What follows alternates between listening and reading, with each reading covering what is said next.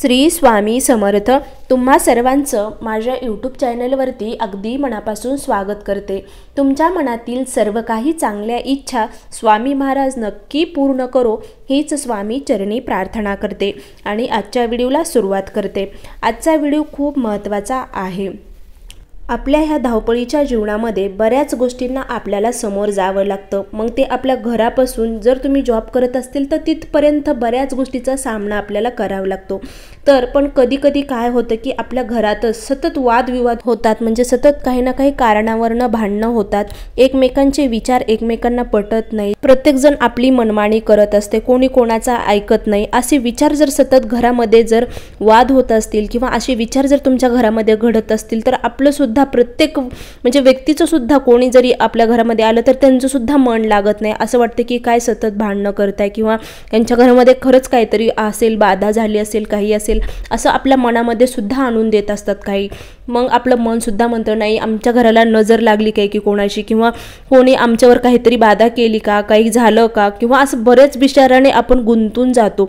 कारण आपल्याला सुद्धा कधी कधी वाटतो की एकेकाळी आपण किती छान राहायचो, किती आपल्या घरामध्ये बरकता होती, किती काही गोष्टी होत्या, किती आनंदाने उत्साहाने आपण प्रत्येक दिवसात घालवत होतो असं वाटत असतं। पण अचानक जर तुमच्यासोबत असं काही घडत असेल की सतत नकारात्मक विचार डोक्यात येत असतील, घरामध्ये शांतता नसेल, किंवा तुम्ही कितीही पैसा कमवताय पण ते पैसा आलेला वाईट मार्गाला जात आहे किंवा याच्या अगोदरच त्याचा जाण्याचा मार्ग ठरलेला असतो, असं जर काही तुमच्यासोबत घडत असेल तर तुम्ही एक नक्की उपाय करा आणि त्याचा नक्कीच तुम्हाला फायदा होणार आहे।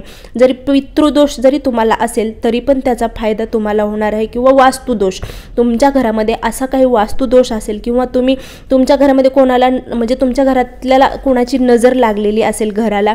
आता कसं असतं ना, प्रत्येक व्यक्ती आपल्याकडे येणार आहे आपलाच असतो असं नाही, कधी कधी आपल्या जवळचा जरी व्यक्ती असला तरी पण त्याचं वाईट नजरेनं किंवा वाईट विचाराने आपल्या घराला घेरलेलं असतं, तो आपल्या घरामध्ये वाईट विचार घेऊन आलेला असतं, त्यामुळे सुद्धा आपल्या घरामधलं वातावरण बदलून जातं। तर काय उपाय करायचा आहे बघा, दर शनिवारी तुम्हाला 11 शनिवार हा उपाय करायचा आहे। आता दर शनिवारी हा उपाय करायचा आहे, त्यामुळे जर तुम्हाला मासिक धर्म आला किंवा सुतक आलं किंवा काही अडचण आली तर तुम्ही त्या दिवस तो शनिवार स्किप करू शकतात, नंतर कंटिन्यू तुम्हाला सेवा करायची आहे। जर घरातील दुसऱ्या व्यक्तीने जरी ही सेवा केली तरी पण चालेल, पण खरंच घरात कोणी दुसरी व्यक्ती नसेल तर तुम्हाला तो म्हणजे सुतक वगैरे आलं किंवा मासिक धर्म आला तर ती फक्त 4 दिवस स्किप करायची आहे, आणि सुतक आलं का जेवढं तुमच्याकडे सुतक पाहतात तेवढे दिवस स्किप करायची आहे। तर हा उपाय करण्यासाठी तुम्हाला काय साहित्य लागणार आहे, तर भीमसेनी कापूर लागणार आहे। भीमसेनी कापूर जर तुमच्याकडे नसेल तर तुम्ही साधा कापूर जे असतो गोल वड्या त्यासुद्धा कापूर घेतला तरी पण चालेल, पण भीमसेनी कापूर जो आहे ना तो नकारात्मकता जास्त खेचून घेण्याची ताकद त्या भीमसेनी कापरामध्ये आहे, म्हणून शक्यतो तुम्ही भीमसेनी कापूरच घ्या। तर तुम्हाला ते कोणत्याही पूजेच्या साहित्यामध्ये किंवा स्टेशनरीमध्ये मिळून जाईल। तर तुम्हाला अशा 2 वड्या घ्यायच्या आहेत। आता ते कशा मोठ्या वड्या असतात ना भीमसेनी कापराच्या, तर बारीक 2 तुकडे करून त्याच्या 2 वड्या तुम्हाला घ्यायच्या आहेत। त्यानंतर तेजपत्ता, आपल्या स्वयंपाकघरामध्ये तेजपत्ता सुद्धा अवेलेबल असतो, तर तुम्हाला 1 पान तेजपत्त्याचं घ्यायचं आहे आणि 2 लवंगा घ्यायच्या आहेत। तर लवंगा कशा घ्यायच्या आहेत, तर त्याला फूल असणाऱ्या लवंगा घ्यायच्या आहेत, तुटलेल्या वगैरे तसं नका, तर चांगल्या 2 तुम्हाला लवंगा घ्यायच्या आहेत। आणि चौथी गोष्ट म्हणजे एक पंती घ्यायची आहे। आता आपल्या घरामध्ये दिवाळीच्या वगैरे पंत्या असतात तर तशीच बघून एक मोठी पंती घ्यायची आहे, जरा थोडी मोठी आकाराची पंती लागणार आहे। आणि नंतर म्हणजे ही सेवा तुम्हाला दिवे लावणीच्या वेळेस करायची आहे, संध्याकाळी 6:30 ते 7:30च्या दरम्यान तुम्हाला ही सेवा हा उपाय तुम्हाला करायचा आहे।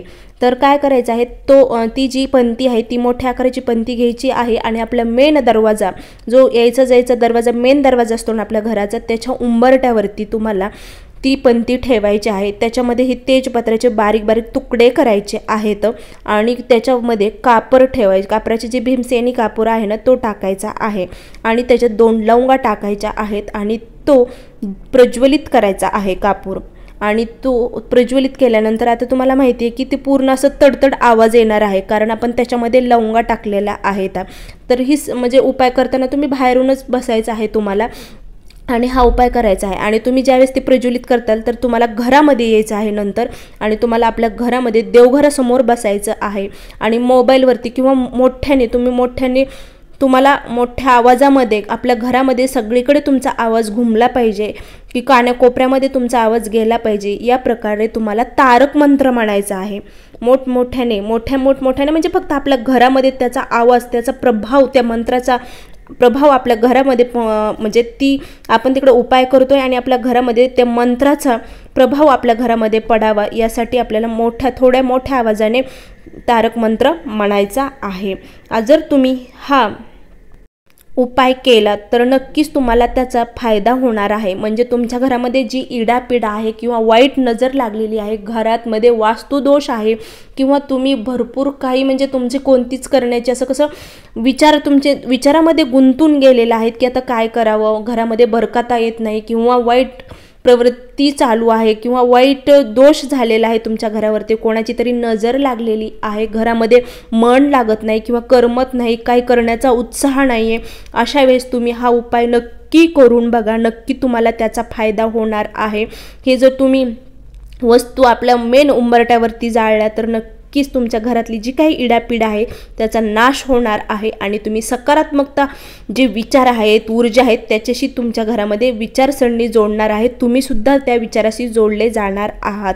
म्हणून तुम्ही नक्की त्याचा हा उपाय करून बघा आणि अनुभव नक्की घ्या. कारण मी सांगते म्हणून किंवा कोणी सांगते म्हणून प्रत्येक गोष्टी करता येईल नाही असं म्हणून चालत नसते. ज्यावेळेस तुम्ही त्याचा अनुभव घेताल, तुम्ही करताल आणि अनुभव घेताल, त्यावेळेस तुम्हाला खरंच वाटेल की खरंच आपण हे गोष्ट आधीच करायला पाहिजे होती, जर आपल्या अगोदरच माहीत असते तर आपण केली असते, असं तुम्हाला सुद्धा वाटणार आहे. तर तुम्हाला 11 शनिवार हा उपाय करायचा आहे तुम्हाला आणि त्याचा अनुभव सुद्धा घ्यायचा आहे. केल्याने होते रे, पण आधी केलंच पाहिजे अशी सुद्धा म्हण आहे. त्यासाठी आपल्या घरासाठी, कुटुंबासाठी नक्की तुम्ही हा उपाय करा आणि त्याचा अनुभव घ्या. नक्कीच तुमच्या मागची इडापिडा आणि घरातील वास्तुदोष दूर होण्यास तुम्हाला मदत होईल.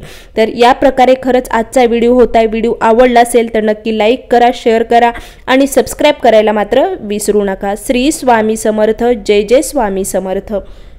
अवधूत चिंतन श्री गुरुदेव दत्त.